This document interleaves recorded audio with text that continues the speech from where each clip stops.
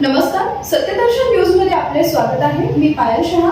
एक नजर टाकूया आजच्या ठळक घडामोडीवर। सोलापुरात शेतकऱ्यांसाठी खासदार प्रणिती शिंदे आक्रमक। कांद्याला कवडीमोल भाव मिळत असल्याने कांदा उत्पादक शेतकरी संतप्त झाले आहेत।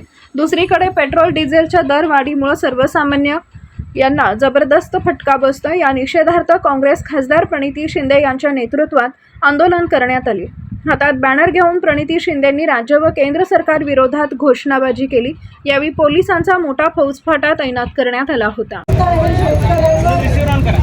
संकट जो आज आणला गेला आहे तो मुद्दा आणला गेला आहे। जर काही दिवसापूर्वी आपल्याला सांगितलं गेलं असतं की आपल्या देशात तेल किती आहे, जर काही दिवसापूर्वी रशियाकडून तेल विकत घेण्याचं बंद केलं नसतं, इराणकडून तेल विकत घेण्याचं बंद केलं नसतं, तर आज पेट्रोल आणि डिझेलचे रेट वाढले नसते।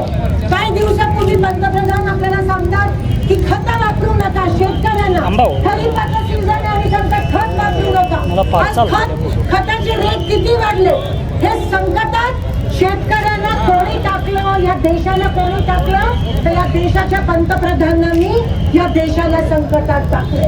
वेळ होती, युद्ध आपल्या देशात नाहीये, लक्षात घ्या, युद्ध आपल्या देशात नाहीये, युद्ध दूर देशात आहे, पण तरीही आपल्या देशात का परिणाम झाला?